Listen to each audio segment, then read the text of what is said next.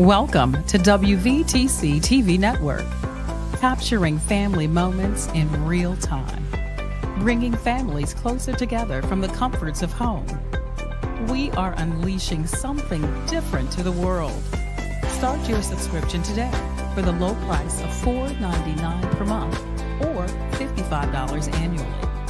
Go to www.wvtctvnetwork.com to sign up today. WVTC TV Network is streaming live on 8 different platforms. You can easily download the WVTC TV Network app on the Apple Store, Play Store, Roku, Fire TV, and more. Here at WVTC TV, we have access to movies that everyone can enjoy, including independent films, Sons of a Preacher and a Good Thing, Treasures of Life, the epic drama, The Passion of the Christ, and the box office hit Madagascar Escape to Africa. Remember, go to www.wvtctvnetwork.com and sign up today.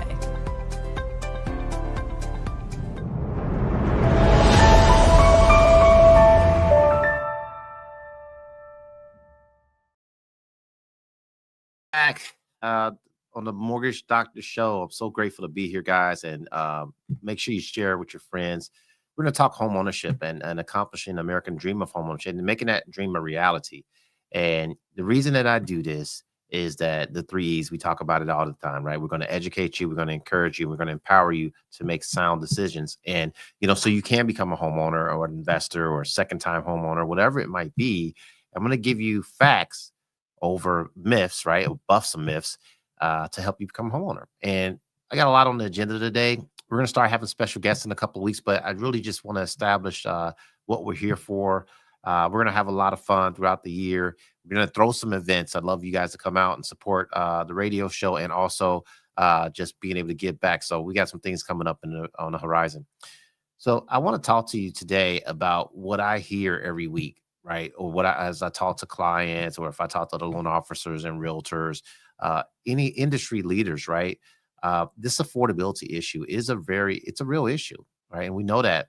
You know it when you go to the grocery store, right? You know that the cost of living is high. But saying that, and I know I talked about buy downs and all this stuff last week, and we're going to get into that, is even more so why you need to have something that's building wealth for you than to just get by. The average American lives paycheck to paycheck, right? So, I mean, and sometimes worse. And I understand why. It's because of the different things that's going on in our life. Maybe we made some bad decisions. I know I have. But it used to be where it was a lot easier to get back on feet. And I'll say this, that's why you should have your trust in God even more so. Making sure you do believe in a higher power, which I do. But that being said, God tells us to be good stewards. And part of being a good steward is becoming a homeowner, in my opinion. The Bible talks about go and possess the land. And in a lot of ways, we see people that I talk to, whatever age you are, it's never too late, but they just say, hey, I'm just going to continue to pay rent. And I don't think that has to be the case. So I'm just speaking to you from my heart and what I believe in. My oldest son, I think I shared this a couple weeks ago, David, he's 19, freshman in college, and he says that a lot of his peers talk about they won't be able to afford a home. I would hate to see that. It just means we got to get strategic. Many of us have played Monopoly. I like to play Cash Flow, the game from Robert Kiyosaki. It just makes you think a little differently.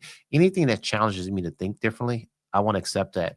I think one of the characteristics, you got to be keen to learn. Regardless if you're going to start a business, buy a home, you got to be willing to learn. And I think the average buyer is more educated now than they ever been before. We have YouTube, we have going online. There's no mean it's always facts just because you Google it, right? But there is some validity into what they're saying online.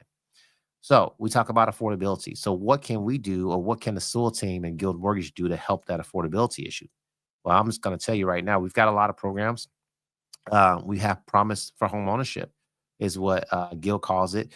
We are the #1 first-time buyer lender in the country. So again, I'll repeat, we're the #1 first-time buyer lender in the country. We value our consumers, and we value and we understand what you're going through. I wasn't silver spooned. And like he said, what does that mean? I mean, nothing was given to us. So I want to give you some strategies that I learned along the way. And we always have to adapt and adjust, but there's things that you can do to become a homeowner. So uh, let's use this example. I was talking to Franklin, owner of the station earlier. We're talking about people having expensive cars and not and paying rent.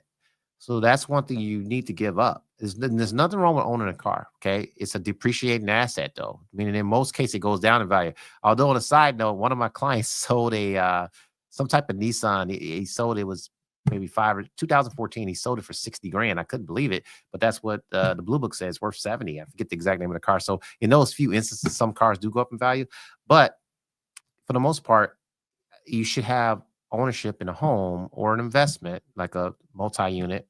Some people call it house hacking, what is a 2, 3, or 4 unit, or a some type of building that you can own that actually is going to appreciate in value. Even if last week I talked about how the values appreciation average is about 3%, 3 to 4% across the board. I mean, it varies more in certain areas, but it's about 3%. And the average rent, which varies, but it's closer to 6%. So rents are going up, and I'll explain that piece too. The reason that rents are going up like that at a higher rate, sometimes landlords are greedy, but the other piece is they don't get the benefits or the homeowner exemption that a regular homeowner living in that property gets. So you pay a discounted amount in taxes for living in the property. And so that's another reason. So how do I become a homeowner? So I looked this up a few minutes ago that the average American makes anywhere from 66,000 to 75,000. It just depends which one is fact. So I looked at a couple of different things. So if you're saying one average person makes 66, 75,000, so most people are going to say to get the house of your dreams, you got to have a 2-income household. And that's probably true, or you have to be one of the highest income earners. But if we say the medium income is about 75 grand, right? Or 66,000, it's about 5 grand a month, or 5,500 a month is what I came up with. So we need to look at our expenses. So maybe getting rid of that car and saving it for a rainy day. Right. We'll talk about that. But if you make 5,500 a month, and I'm just going to talk on how we qualify you as a lender. Now, that being said, that can change based off the other debts you have. So if we have 5,500 a month, and let's say you want to max out your debt ratio, maybe you can afford a $2,400 payment. I don't think you can afford that. I know the rules say you can. That's about a 44%. They actually let you go up to 47 in some instances. And, you know, it might make sense for you to do that if you got a cash job, so you got some other income that we're not counting. But just say you have no other income. So 44%, in my opinion, is a little too high, but let's just use the numbers. So 5,500, 44% is $2,400. That's if you have no debt to our housing expense, right? So you got to remember, Uncle Sam is probably taking about 25% from you in that bracket, somewhere between 22, 25%. So that 5,500 is not truly 5,500. It's actually times 25%. You're probably looking at about 4,100 after taxes if you're at a 25% tax bracket. So that being said, that means you have a little over 4,000 that comes home to you each month. Now you got to pay for groceries. We have to pay for gas. We have to pay other housing expenses, right?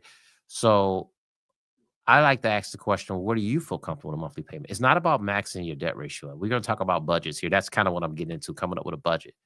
It's not about maxing out your debt ratio. It's about putting you in a home that actually will go up in value 3-5% a year over a 10-year period. We're talking about long-term wealth. Okay, so there's different averages you can do that, but owning a home or owning an investment is the way you do it, not necessarily get the car. Doesn't mean you can't get the car. My son loves cars. He's like extravagant car. Hell, I love Porsches, okay? I want one day. But that being said, you got to make sure your assets build up enough to cover all your expenses and then some. So my belief in budget, I believe these simple things. I believe you give 10% to God because he owns the other 100%, right? And that sets you up to have a faith and belief in a higher power. That's the one area God says you can test him, right? Malachi talks about give and it shall be given unto you, right? But he said you can test me in that. So you give that 10% to God. You save 20% of your income, whether savings or investment, right? And lowering your taxable income. So I'm not a financial planner, but these are a couple things that I've used that's helped me. You should max out your 401k. Talk to a financial advisor too, but that's lowering your taxable income, especially if you have your company that's matching that for you. You build long-term wealth in a longer area, right? In the long term. So that's a couple things you do. But then you buy your home. So let's say you're paying $1,500 a month in rent. So maybe you can afford an $1,800 payment in this instance, or $2,000 payment. It's pushing it a little bit, but I understand inflation and everything like that is high. But it allows you to get a home that's going to invest. Now, let's talk about at the end of the year. You get the write-off or the beginning of the year. I always say the end of the year, but it's usually Most people file their taxes before April 15th, unless you're self-employed. You try to push it back as soon as possible, as much as possible. So you get to write off your interest. You get to write off the property taxes. Okay.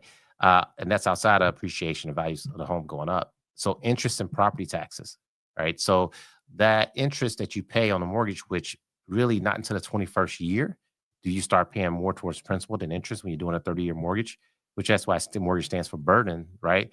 But that being said, it's still better than you throwing rent away, because every day you pay rent, all of that goes towards someone else's mortgage or interest, right? And you don't have no deductions from that.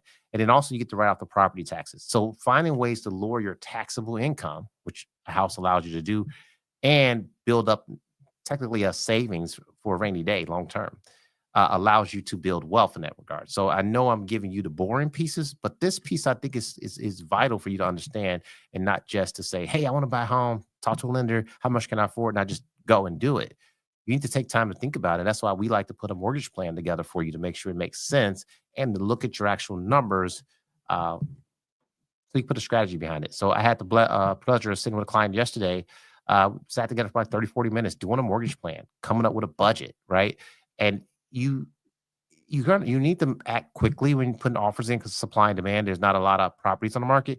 But the piece about getting approved is not something you rush into. We go as fast as you want or as slow as you want, but make sure you have clarity and you understand how to qualify for a home and put that budget together. So I'm rambling on. I see some people joining in on the show. Hi, Latrice. Okay, Gerald, I appreciate you. Dr. B, I appreciate you too. So yeah, this is, in my opinion, so vital when we talk about how to build wealth and actually putting a budget together for your home. Now, that same house that you're buying, that's going up in value 3, 4, 5% every year. And so you're talking about, you buy a 250, 300, 350, $400,000 house, within 10 years, you're probably looking at 100 to 150,000 more in equity. So that's an investment that you don't get paying rent, right? They'll say, oh, I don't want to be responsible. Anything we take care of you have to have some responsibility to it. Even if you're paying rent, I would assume you're going to take care of the property. Now, you're not taking care of repairs, right? But what I just told you, the value of that home going up, right? And then being able to write off the interest and property taxes is actually helping you build a savings account. So do I think you should go into a home with no money and not being prepared? No, I don't. I think you should have a rainy day fund, because life will hit you no matter what.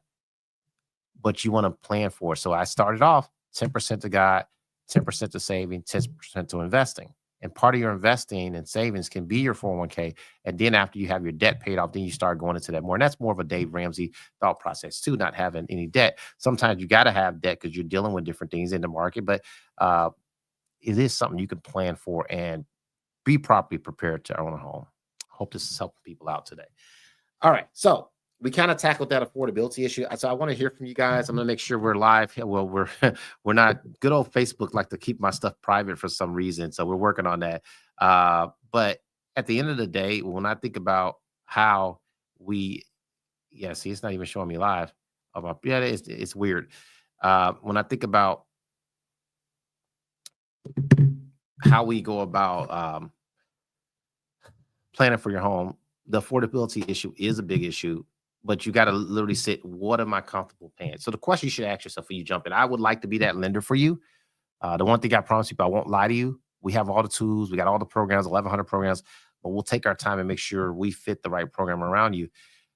But that being said, you need to have an idea where you're comfortable with a monthly payment. And then sometimes you might need to stretch more, and sometimes you may just say, hey, this is where I'm at in budget, right? I sit down with people and we do a plan. So yeah, a home can be obtainable for you. You just got to go about planning. You might have to give something up for a while. That luxury car, right? We talked about that, Franklin, $1,000 a car and living with rent with no write-offs.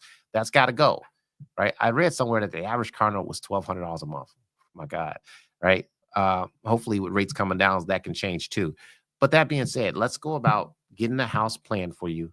Get in a right budget, a right monthly payment for you, and then you begin to build compounded equity and wealth. You heard of compounded interest, right? All that interest they charge you on a mortgage, or when you're paying fees on your credit cards. This is a way for you to build compounded appreciation too. Compounding is continually growing. Same thing you do when you're putting money in investments. It's compounding for you. It's growing.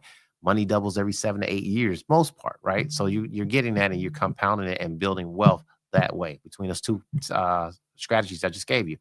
Put money into your 401k and your investments and savings, buy a house, let it grow for you. I've seen people that have taken advantage. I've seen this often. And heck, I actually did some of this. I borrowed from my 401k when I built the house about 10 years ago. That house is pretty much doubled, right? God bless for doing that. But you can actually, if you're investing, so you can have money that you can borrow from your 401k for down payment. We have down payment assistance to help you as well. And we're going to get into that too. That, is it for me or not the right program? The thing is, I think owning a home is better than renting. Most cases. Some instances, you probably should wait because you're not ready for the responsibility. But I said most cases, I hate to see people go through life 20, 30, 40 years and they don't leave anything for their kid. The Bible said a good man leaves an inheritance for his family. Now, that's not just financial. I believe that's wisdom, right? I believe that's knowledge, but it's money too. We shouldn't leave, it was Chris Rock saying, we shouldn't leave a bill, we should have a will, right? So we should have situations where we're making the next generation better, right? My kids should be better than I was. And that's a belief that, when you talk about stacking wealth and giving a foot forward, it's how you do it. So we got to make sound decisions. Buying a home helps you do that. Okay. I think I saw a question pop up. One of the questions we had was, do the credit fixers work? Man, that's a great question. So I said sometimes they do, sometimes they don't, and because there's scams out here where people just want to collect your money, and the money you pay down, thousands of dollars that you can use to pay down your debt. Now, I don't believe fixing your credit is that hard. I had to do it myself, that I did stupid stuff, ran up credit cards when I got into college years ago, and got to see back in the day, we used to get t-shirts and get the credit card, right? But I didn't understand credit, right? So I do believe with a guy, so I'm the one that's saying get a mentor, get a coach, right? But that being said, fixing your credit is not as hard as you might think. The first thing is, one, don't try to tackle the biggest one at first. You can call your creditors and negotiate with them. Let's say you have a collections of things. Go to the smallest one first and pay off that small one. Go to the next one, pay off that one. And the money you're using for that is called the debt compounding effect, how you're able to pay down debt by paying off the small one. But sometimes, bankruptcy might be an option if you're overwhelmed, you got yourself in a little bit of trouble. But take your time and look at it. So yeah, there are some creditors that I do trust to fix, credit repair, we call them. But there are some that they're just in it for the money. So it just depends on that situation. Just like I'll say, there's good pastors and bad pastors, right? Don't stop going to church because you had a bad experience at church. That pastor, maybe find the right place for you. So we had another one come in. Do you help others with fixing our credit? No, I'm the lending side. So we'll coach them up. The instance, there's only so much time today. So we will coach you up. We have people we talk to refer if you're in that situation. And I'll use an example. Let's say your credit score is very low, like it's 500, 480 or something like that. We will take a look, give a little bit of advice, but get you with one of the HUD counselors or credit vendors that help out, that's willing to help get you in the right path. So yeah, so that's not, we do lending. So we handle the mortgage. So with the business we have people put strategies together to help them buy a home, but we're not going to just say, hey, good luck with you, call us back in 2 years when you fix your credit. We don't treat people like that, because it might not be the right time for you to buy right now, but you might be able to do it in 6 months or a year, depending on the work that you put in. That goes back to me saying we're not silver spoon, right? Most people, everything wasn't given to them, right? So you have to be relatable and be able to understand how to help someone with their situation, but then put them in the right room or with the right people to help them move forward. Let's see here. Good. I think we hit all those questions. So yeah, guys, if you got any questions, please jump in. We don't mind. I don't mind helping out. We got a few more minutes. I'm going to go into, we talked about affordability. We talked a little bit about credit. I'm going to touch a couple things, a little bit more on credit, and then I'll get into the programs. The credit piece, here's the key, guys. So many times it's just amount of, you might have to be, I'll take the first step, keeping everything current, right? And then it's paying down the balances. I would go to the smaller one first, because it's something about when you pay off something, you feel good about you accomplished something, right? So I would look at the smaller credit first and then start to tackle that. Then we go to the next one. Credit is how you pay your credit cards or your bills, and also your history, but the usage as well. So if you're maxed out on all your cards, that doesn't look good. You look higher risk. So you need to take some steps to pay those down. I agree with that. So that's a little bit about credit. So the how-to. So we talked about the affordability. How do we help you be able to afford a home? So we have a couple programs. So I talked last week about that buy down. I've seen so much responses from that. I believe in the buy down because here's the thing: it's not an arm. If we go back to 2008 when people were taking out these 2-year arms and the rate's going to adjust, no, it's a 30-year fix. The thing about the buy down that I love so much is that for that 1 year, as a lender, we'll buy down your rate by 1%. Okay. For that 1 year, your rate is below market. We expect rates to come down, whether it's the next 8 to 12 months or next year, whatever it might look like. We don't know exactly when, but most economists think rates will probably be in the mid to low sixes by the end of the year. Okay. So if we can help you get a rate below market for 1 year, that helps your home be more affordable.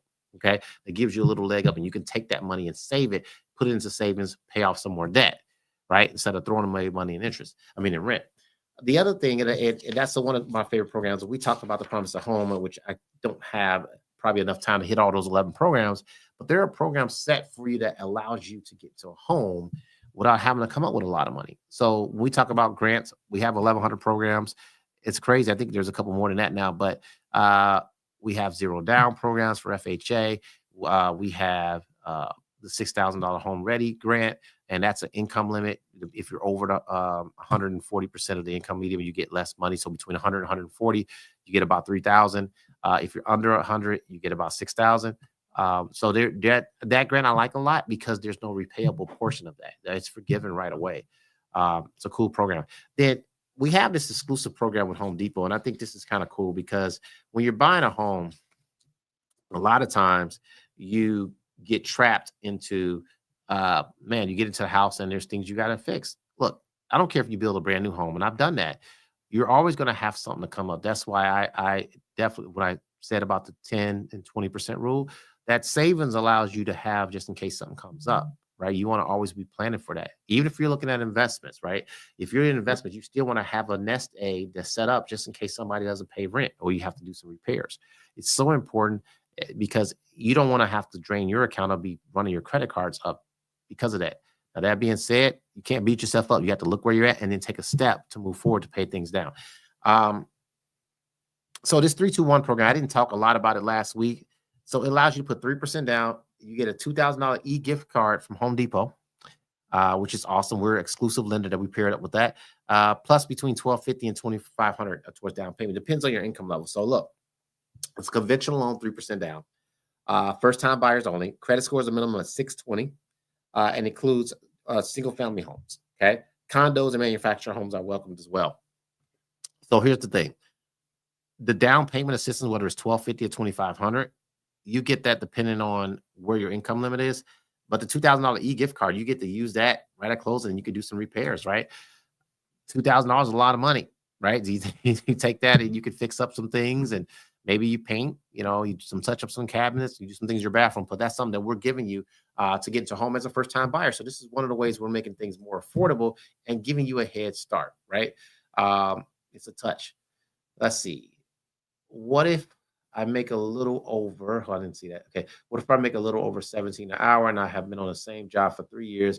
Could you help me get a mortgage? Sure. So $17 an hour, or that's a little under 40,000, probably like 36,000 a year. Let me do the math real quick instead of just guessing at that. So $17 an hour times 40 hours a week.